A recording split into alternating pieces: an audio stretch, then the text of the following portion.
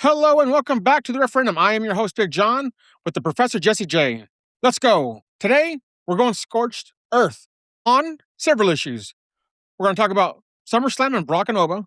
LeBron James is heading to the Philadelphia 76ers. The media is already forming their protective circle, and the narrative machine is warming up. We've got the Stepford Wives collage floating around. We've got Dillon Brooks saying the quiet part out loud. We've got people already lining up the Joel Embiid as the future fall guy for this whole LeBron James experiment. Then we'll hit on Stephen A. Smith and his apology to Kyrie Irving, Ryan Garcia calling out Tank Davis. Who knew about the Tony Romo situation at CBS? I didn't know till this morning. DeAndre Hopkins possibly retiring. Is he in or out? And the rest of the stuff we have to hit the nail on, especially the breaking news that just came out with Steph Curry. So let's go ahead and start in. But first of all, Jess, what's going on? Not much. How are you? Not bad. SummerSlam just happened. And there's a big news trending right now about SummerSlam, especially regarding Brock Lesnar and Brock Lesnar bowing out to Oba. Femi. Can you tell me what happened with that tonight? Oh yeah, they had a really solid match, I thought, in a Hell in a Cell to main event night 1 of SummerSlam. Very physical, a lot of callbacks. Brock Lesnar hit the tombstone as a callback to The Undertaker. Oh really? Yeah, I just thought in general a really, really solid match, and I think Brock did a good job of getting Oba Femi ready to be the next big thing, really. What was tonight the passing of the torch? Yeah, I think it was. I don't know if Brock is necessarily going to retire, but I don't think he has a lot left in him in terms of like years. It feels like maybe a few matches left, but it wouldn't shock me if this is it. It didn't seem definitive, and you never know with Brock. True, I did notice that they were in Minnesota, and several years ago they won. They were talking about, if WrestleMania was in Minnesota. I believe that's Brock's home state. Is that correct? I don't know if he's from Minnesota. I know he went to the University of Minnesota. I thought he was from Canada, or maybe not. I don't know if he's exactly from Minnesota, but I know Minnesota's important to him, and that's basically treated as his home state and home territory. Okay. Well, was there any other news for SummerSlam or no? I don't think anything too eventful. It was overall a pretty good night 1, I'd say. I seen that Randy Orton came back. Yeah, he interfered in the CM Punk Cody Rhodes match. It ended up helping CM Punk retain the title. The match was pretty good, I thought, in general. CM Punk tried going for a moonsault, and he completely whiffed on that, so that was one of the maybe lowlights of it, but other than that, I thought it was pretty good. Okay. Randy Orton's overrated. Okay, so if we're done with SummerSlam, let's go. Huh? You're wrong. You're wrong about that. Randy Orton, he's great. Randy Orton is the most overrated wrestler in history. How he won so many championships, I don't understand. Come on now. Because the 3 most dangerous letters in the history of WWE. It's RKO. Oh my goodness, Jess, come on now. Let's be honest. Randy Orton has not been the same since he was the Legend Killer. Other than that, that was his peak. No, his Apex Predator bald Randy Orton was his peak. No, it was not. Yeah, that was the his most peak. Overrated, over-dramatized facial expressions of all time. That's what a hater would say. Doink the Clown is better than Randy Orton since then. That's what a hater would say. Anyways, talk about you don't know hating. what you're watching. Let's go on to our next segment. LeBron James. LeBron James has always operated with the mass effect mentality. Everything has to orbit around him. The roster, the coaching staff, the narrative, the media coverage, and all of it gets put in to his gravitational field. He's 41 now. He joined the 76ers, and the same pattern is repeating. Dillon Brooks said it clean. I think he's doing everything he can to get a last little ring. That's the entire motivation in one sentence. Not building something new, not developing young talent, a last little ring. And look, the media response. There's a collage going around that calls LeBron supporters the LeBron Stepford Wives. Shannon Sharp, Brian Windhorst, Jesse J, the usual suspects smiling on camera or grinning to the microphone like Jesse, while the real conversation gets sanitized. Charles Barkley called it right. He called them media slaves. He's not wrong. These personalities defend every decision, every load management excuse, every roster demand, and every late career move as genius. The excuses have to stop. We are tired of it. Jesse, you glazed LeBron. For what reason? Because you weren't born to see Michael Jordan? This gets exhausting, does it not? The problem is accountability. No. LeBron. People are mad that LeBron is trying to still win. He's still a good player, and he's still trying to win. People wanted him to go back to Cleveland so that they could play with Donovan Mitchell and just have a kind of a flawed team.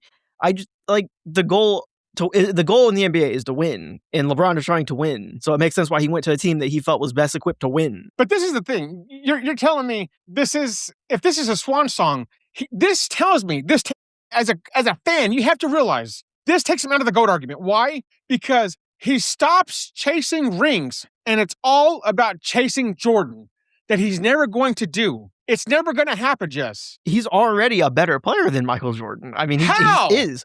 His He's peak 42 is and he's still still one of the best players in the league. Who? He's 42 and he's still one of the best players in the league. LeBron has done everything you can do. Yes, he has less rings than Michael Jordan. He is a better player than Michael Jordan. He's had more help than Michael Jordan ever has. Who? LeBron James. Who? Yeah, name his help. Chris Bosh, Dwayne Wade. You got all these other guys. Anthony Davis. Michael Jordan had Scottie Pippen. So if you're saying you have 10 players that go on that versus one other supporting superstar in Scottie Pippen, if that's even, come on now. The excuses are ridiculous. We try to make it act like Jordan didn't play with good players when he played with guys like... He played with great players. Dennis Rodman. Dennis Rodman's amazing. Yes, agreed. A great role player like Steve Kerr who could make big shots. Excellent. Well, I'm sorry, Dellavedova did good in the finals. I don't know about you, but I saw him play great defense.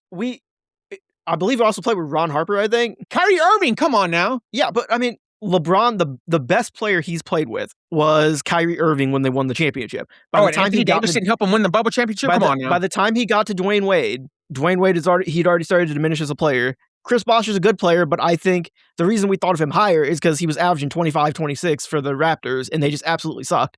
And then you have Anthony Davis, who can't really be relied on. He was healthy one time, really, LeBron was there, and it was the 1 year they won the championship, and it just happened to be during COVID when they got like 3-4 months off. What is LeBron's issue with health? If he spends over $1 million on his body, he doesn't play 82 games like Michael Jordan. He doesn't smoke like Michael Jordan, at least not as much as he does, from what I can remember. LeBron may smoke a cigar, Michael Jordan. But Michael smoked cigars, drinks, partied all night, still put up 40. And what is LeBron so hurtful? He didn't play a lot of 82 games. He didn't put as much numbers as Michael Jordan. So what's the issue? If he's spending $1 million on his body, what the hell's the issue? What's the excuse? I don't understand the point you're trying to make. LeBron is just a better player. Watch them play. He's a better player than Michael Jordan. He's not more accomplished.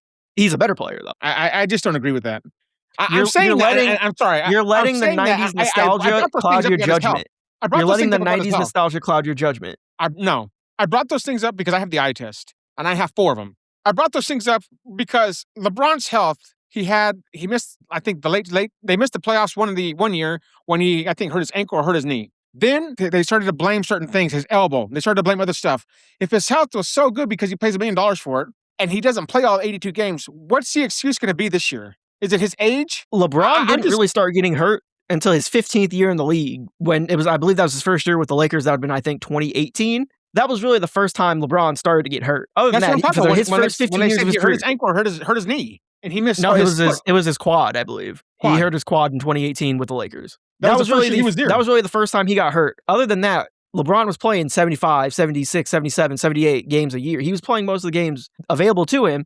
It just, he'd been in the league 15 years, and he came in the league so young that was 33, 34. And then since then, he's been able to reinvent himself, and he's still a really good player even into his 40s. I think this entire thing is overblown, that LeBron is trying to win into his 40s, and people are judging him. They're judging him for trying to win. We didn't say this about Brady when he went to the Bucks. They're like, oh, he's trying to win. Like, yeah, that's the goal. You're in the sport, and you're trying to win. I'm sorry, but there's a difference. The only comparable person beside to Michael Jordan the only people are comparable to him is Tiger Woods or Tom Brady or Joe Montana. LeBron's not in that conversation. I'm sorry. Both of whom who left to other teams to try to win again. Both of them. Since 2014, LeBron, when he was in Cleveland, from 2014 to 2018, LeBron played 69, 76, 74, 82, and 55, and 82. And from 2019 to 2026, LeBron has played, 2019 he played 55, 2020 he played 67, 21 he played 45, 22 he played 56, 23 he played 55, 24 he played 71, 25 he played 70, and 26 he played 60. Yeah, it makes sense. As he got into his mid-30s, he started playing less games. Michael played all 82 games in his final season with the Wizards. LeBron's been playing professionally since he's like 18 years old. Like, he legitimately has been doing this for over 20 years. So did Michael. Michael came out of college. He was 21 when he got drafted. Playing hard. By the time he got 15 years into the league, he was getting towards the end of his run with the Bulls. Because he played 82 games a season. LeBron has never played 82 games. That's what LeBron did his first 15 years, though. He was playing a bunch of games his first 15 years. So what? It makes sense why he's not playing as many games now. He's older. When LeBron's you have to take care of yourself. You are part of this media problem. And you guys never put the primary blame on him. It's always his supporting cast, the coach, the front office, or the system. That protection has existed for over a decade, over 2 decades, and it's not going to go away in Philadelphia. When will you guys take responsibility for stop making excuses for this guy? You have a problem, and it's called LDS. It's LeBron Derangement Syndrome. You like to make everything about LeBron. All LeBron did was sign with the Philadelphia 76ers, and he's trying to win into his 40s. And people just want to go crazy about this because he didn't go back to Cleveland so he could play with Donovan Mitchell, who is probably the most overrated player in the NBA. Well, LeBron's health is a real X factor. At 41, the minutes, the mileage, the recovery. People are angry at LeBron for not wanting to play with James Harden. Like, really, just say it out. Like, people are angry at LeBron for not wanting to go play with James fucking Harden. Like, of course he didn't want to go play with James Harden. He wanted to go play with Jaylen Brown, who's won an NBA championship. Again, but because it's LeBron, the coverage will frame every limitation as strategic brilliance instead of physical reality. I think you need to look in the mirror. Narcissism comes into play, and it gets overbearing.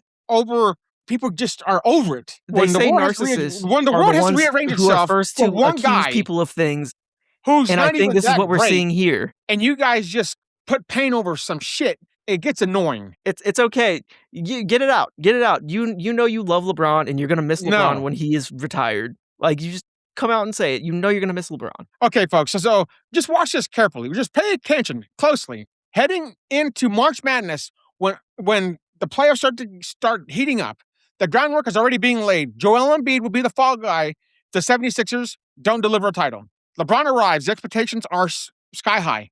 If the chemistry is off, if the defense collapses, and they exit early in the playoffs, their narrative will pivot hard to Embiid's availability, Embiid's conditioning, or Embiid's leadership. We've seen this movie. The superstar who just arrived gets protected. The incumbent star who has been there becomes the problem. ESPN and the usual voices like Jesse, Brian Windhorst, all these guys, that's the language that's going to be going around. Embiid has his own issues. Health, consistency, as Jess said last podcast. His playoff performances, with the speed which the media is preparing, the scapegoat narrative tells you everything about how the LeBron coverage works. The shield stays around one player. Everyone else is expendable.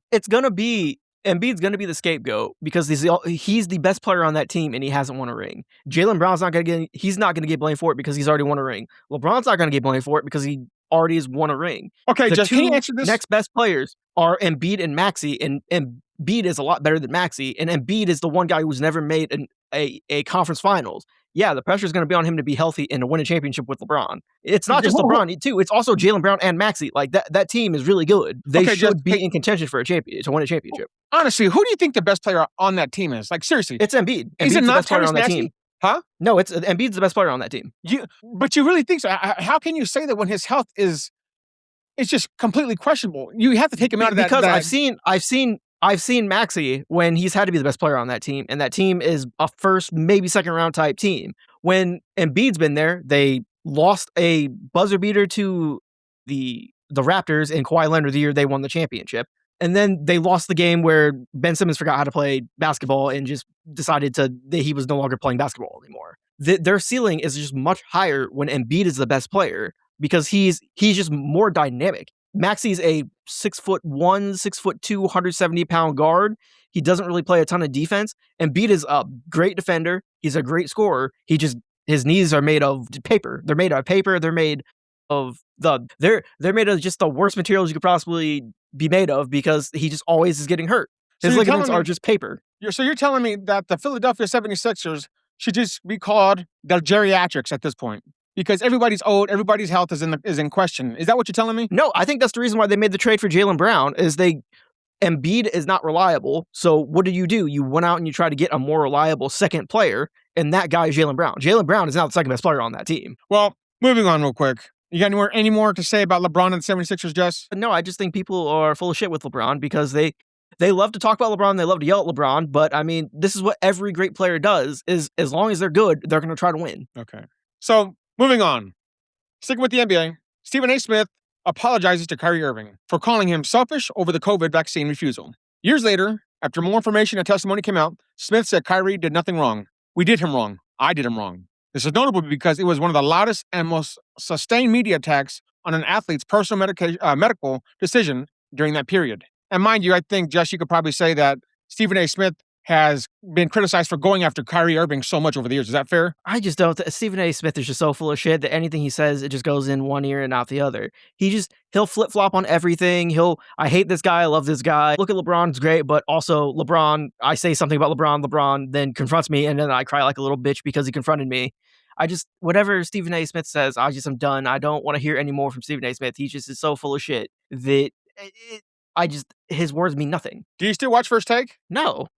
You don't watch First Take anymore? No, there's no reason to. It's the same shit. Like, are the Cowboys going to win a championship? The answer is probably no. Then they ask the same question again. Are the Cowboys Super Bowl contenders? The answer to that question, once again, is probably no. If you look at the history of the Cowboys, they've not made a conference championship in like 30 years. So the answer to that question is probably no. That's fair. Well, because of Kyrie's decisions, he lost a lot of money, and he took massive public heat, especially from the left. I think the apology is too late, but it does exist. It also highlights how certain media figures were willing to go all in on one side of a highly charged issue and only walk it back years later. Kind of to your point, Jess. The contrast with how carefully LeBron is handled is impossible to ignore. Listen, Kyrie has made some questionable statements, but he has that right to. If we're going to say that a woman has a right to her body, but they want to force Kyrie or criticize Kyrie for not getting the COVID shot that causes myocarditis or tumors or cysts, why would we criticize him so bad because he chose not to take the shot?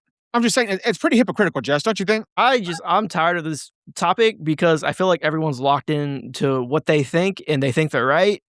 So there's not really any reason to debate it because one person will say one thing, another person will say another thing, and everyone's locked into their own thoughts. And there's not really any point in debating that because everyone's locked into their own thoughts and they're not changing them at this point. Sticking with the NBA, Bleacher Report says that Brad Stevens, the president of basketball operations for the Boston Celtics, has reportedly picked up the phone and called the Golden State Warriors to pitch a trade for Steph Curry. According to reports from insider John Careless and others, Stevens has made contact. The Celtics just traded Jaylen Brown to the 76ers, as Jesse and I just mentioned, for Paul George and a handful of draft picks. That move gave them flexibility and assets. Now the idea of pairing Jason Tatum with Steph Curry is being floated hard in Boston circles as of right now. Jess, what's the likelihood of this happening? I don't think it's likely to happen at all because I think Steph Curry is the best player in the history of the Warriors. I don't think they're going to let him play for another team unless Steph wants to play for another team. And my gut feeling is that if Steph plays for another team, it's probably a team like Charlotte, the Hornets, because I believe his dad played for the Hornets. And I believe I believe he's from like that area, North Carolina. So that would be my best guess if he were to get traded. I don't think he's going to get traded. I think he finishes his career with the Warriors. And I think for Steph Curry, I almost kind of think that's important for him is to be a one-team player. If you look at some of the players from the area he's in, a lot of them have left their team. I think him being a full career Warrior would be big for him. So right now, Curry is under contract for the season for roughly around almost $63 million on what is essentially an expiring deal. He becomes extension eligible on August 29th. What does that mean, Jess? So basically, I believe on August 29th, he can sign like a 2-year extension, which is, I think, what players his age can sign. And maybe it's a 3-year deal, but I think at his age, it might be a 2-year deal. My guess is he probably doesn't sign an extension, and we're either talking about this as maybe his last year in the NBA or at least his last year with the Warriors, because I think that team probably needs a rebuild. So I think this is either the last year of Steph Curry in the NBA or his last year with the Warriors. And then maybe we see him sign a 1-year deal with a team like the Hornets or a team that maybe he has a connection to or really wants to play for. Well, and the Warriors really haven't done anything to make it seem like they're ready to move past Stephen Curry, right?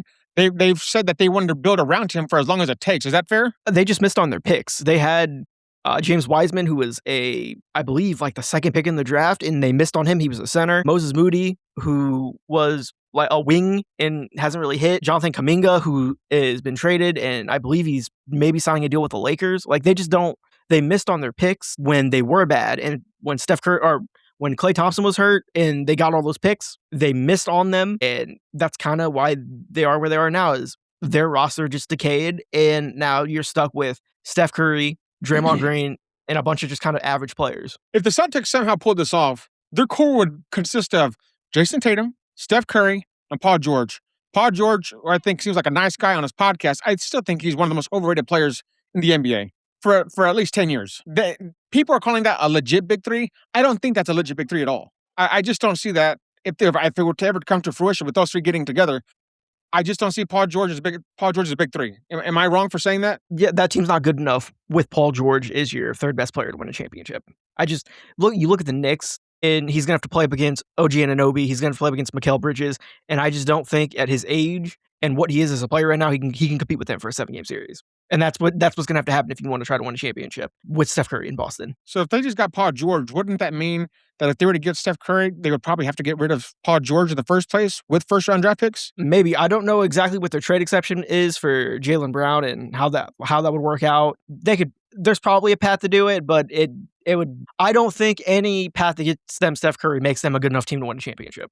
That's basically the easiest way to say it. They wouldn't even have the depth to do that, to even go far in the playoffs, would they? No, I think that team would be a playoff team and they could maybe win a round, but they're not any real threat. So if the Knicks, as we've talked about in the last show, are the best team in the NBA, and especially in the East, who's the second best team? The second best team in the East, I think right now, is the 76ers. I just don't think the East has a clear-cut best team. I don't think it's the Cavs. I think they made the finals this year, and that's good for them, but I don't think they're the second best team. I think in terms of talent, the 76ers have the second most talented team in the East, but in general, I think it's kind of up for grabs, but as of right now, I don't see a team beating the Knicks. You did say I think that core has a lot of chemistry together, and I think that's the big difference is just they've played, 3-4 years together now, so now they have all that experience, and I feel like they're going to have a pretty easy run through the East. You did say that the Pacers, you alluded to the Pacers being the second best team in the East. Is that fair to say? I think if Tyrese Halliburton is fully healthy from his Achilles, which is a big question because it's an Achilles injury, but if he's healthy, I think they could give them a run for their money just because of the way they play. And they throw so many different bodies at you that their style is conducive to beating a team like the Knicks in the series, in a series. Okay. Switching to boxing real quick. Ryan Garcia is calling out Gervonta Davis for a rematch after his fight with Conor Brand. Garcia's message: he gave them the opportunity for life-changing money last time, and the least Tank can do is run it back. 147 pounds. No restrictions, no rehydration clause. This is a classic fight game promotion mixed with real tension. Garcia wants the clarity of a clean rematch under conditions he believes favor a true fight. Whether Tank takes it or not will tell us a lot about where both men stand in the welterweight/lightweight picture right now. Do you think this is going to happen? I don't know. I feel like with boxing matches, they all probably eventually happen, but there's always going to be posturing with it, and maybe it happens, maybe it doesn't happen. You just never know. My guess is it'll probably eventually happen. You just when it comes to boxing matches being made, there's so much posturing involved. They're just not made. I agree with you 100%. I think so. A good question to ask to follow that up, because you made a phenomenal point. We saw that with Mayweather and Pacquiao. We saw that with Conor McGregor and Floyd Mayweather, and we've seen that with not really Tyson Fury and Wilder. But what's the time frame on this? Do you say that this match will be done within the next 2 years, or because if it's not done in 2 years, who's going to want to watch it, right?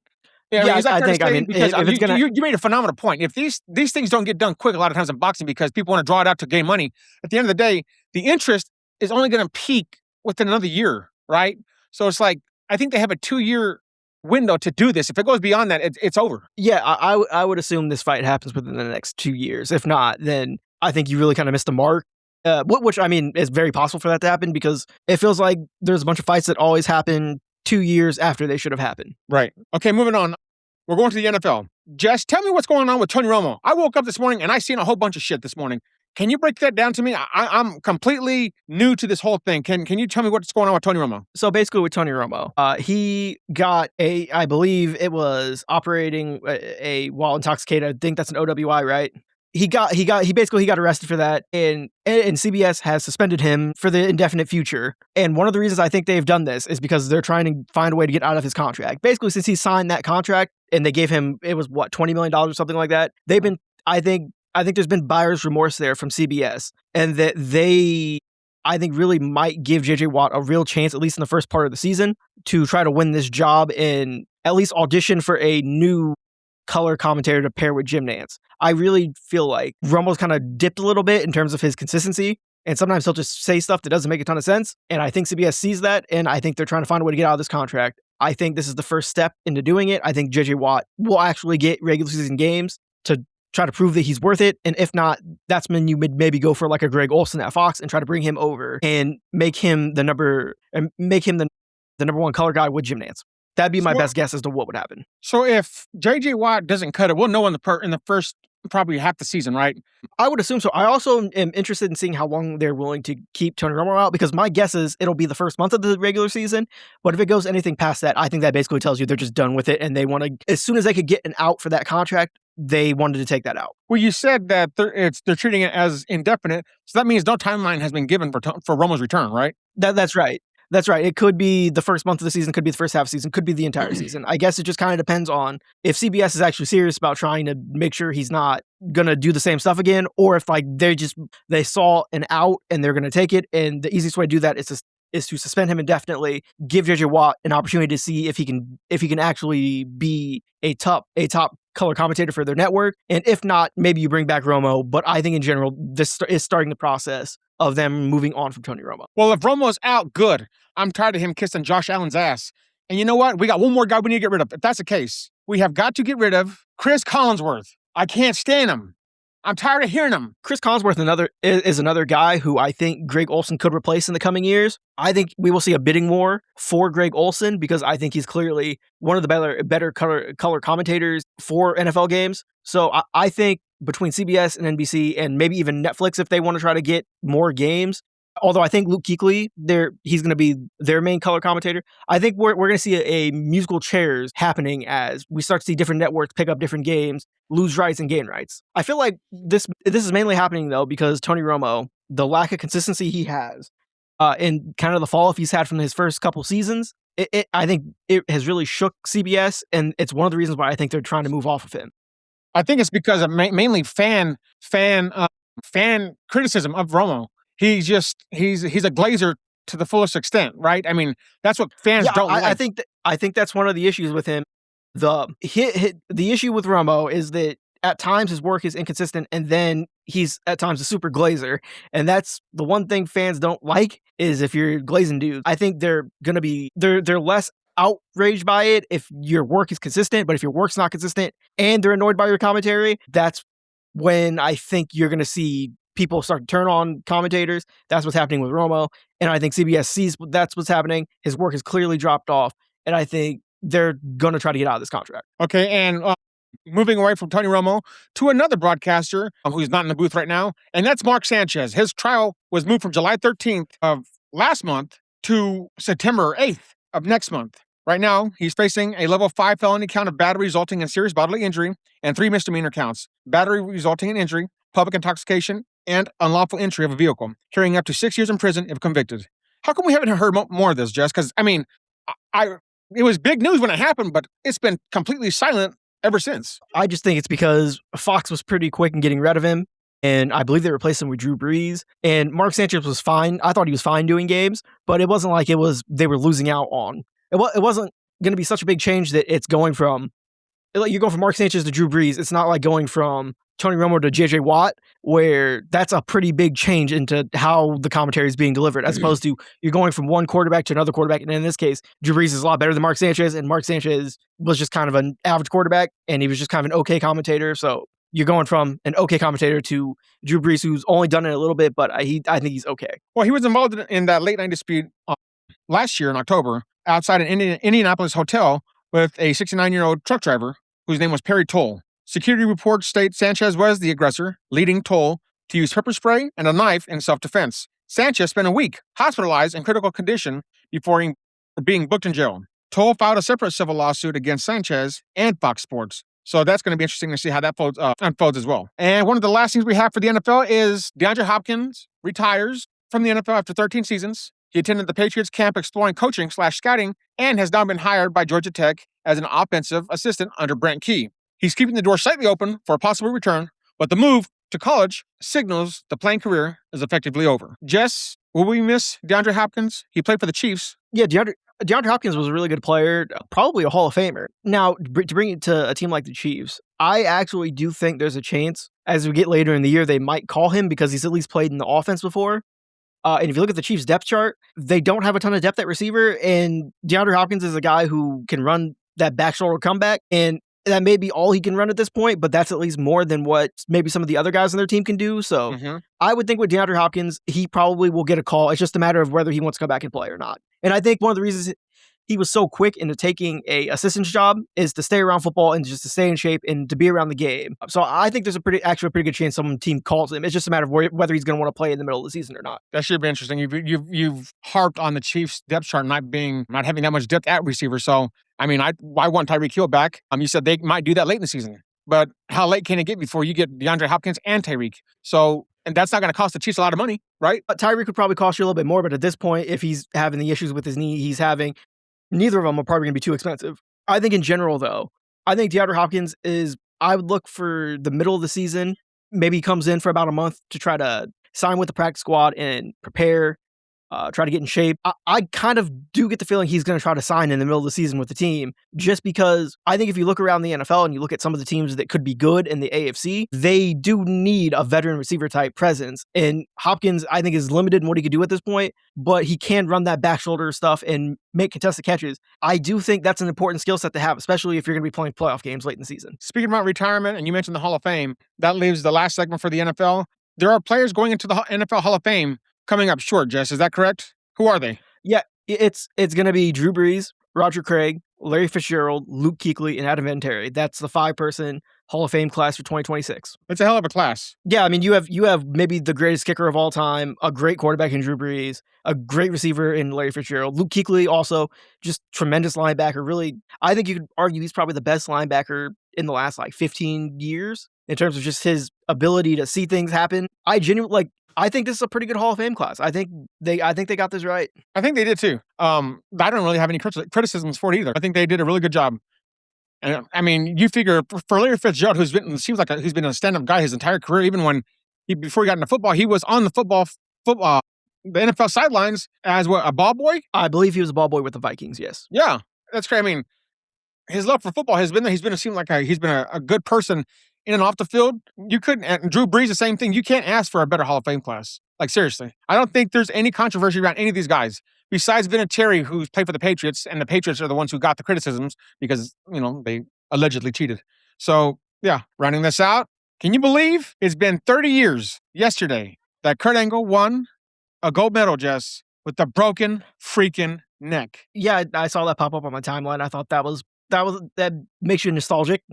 Kurt Angle, that was really the first kind of the moment that people were introduced to Kurt Angle, and he went on to have a really incredible career with the WWE, and then even his stuff in TNA was really good. I think people forget that because maybe they didn't see it because it was TNA, but some of stuff he did there was really, really good. I would argue some of it was better than what he did in WWE. Kurt posted this, and every year, ESPN, UFC, they all post the fact that Kurt Angle won this. That's how big it gets, because it gets so much traffic every year because of the broken freaking neck aspect, which is an amazing feat.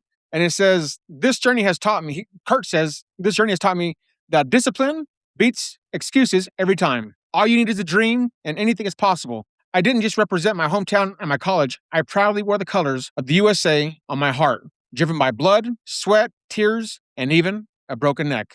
Looking back, if I had the chance to do it all over again, my answer would be a resounding, let's go.